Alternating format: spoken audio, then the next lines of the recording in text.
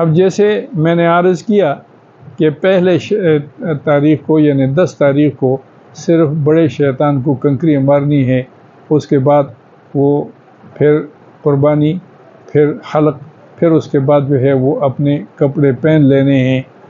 اب یہ کہ 2 دن تو ابھی رمی کے باقی ہیں یا 3 دن، لیکن اس دن جو ہے وہ جو سب سے اہم عمل ہے حج کا وہ ہے طواف زیارت۔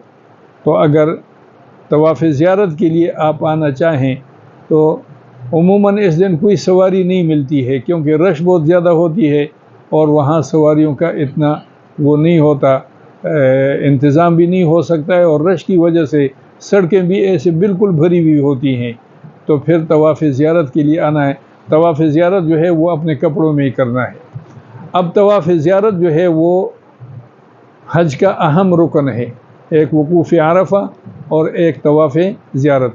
اب طواف زیارت یا طواف افاضہ بھی اس کو کہتے ہیں، طواف زیارت بھی کہتے ہیں، عموماً لوگوں میں یہی مشہور ہے، طواف زیارت اور طواف افاضہ بھی ہے۔ اب یہ طواف کر کے تو اس کے بعد پہلے دن جب میں نے عرض کیا تھا کہ 8 تاریخ کو آپ ایک نفل طواف کر لیں اور اس کے بعد ایک سعی بھی کر لیں، تو اگر وہ سعی آپ نے کی ہے تو طواف زیارت کے بعد سعی کرنے کی آپ کو ضرورت نہیں ہے۔ وہ سعی اور یہ طواف یہ آپ کا حج مکمل ہو گیا۔ اگر اس وقت آپ نے یہ سعی نہیں کی ہے اور صرف طواف کر کے آپ مینا آ گئے ہیں تو اب جو ہے نا وہ آپ کو اس کے ساتھ سعی بھی کرنی ہے، اور سعی کی وہی ترتیب ہوتی ہے جو میں نے عرض کیا تھا کہ جیسے عمرے میں وہ طواف ہے یہ سعی ہے، اسی طریقے سے سعی کر کے اور اس کے بعد اللہ کے فضل و کرم سے آپ کا حج جو ہے وہ پورا ہو گیا۔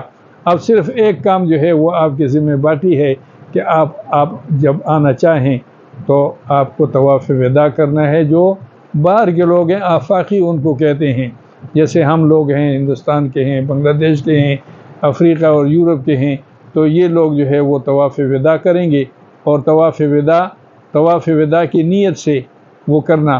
اور اگر اس کا آدمی کو موقع نہیں مل سکا اور اس نے وہاں حج کے بعد نفل طواف کیے ہیں تو اس نفل طواف میں ایک طواف جو ہے وہ اس کا طواف وداع ہو جائے گا، اور اس کے بعد وہ اپنے ملک اور اپنے اس میں آ سکتا ہے۔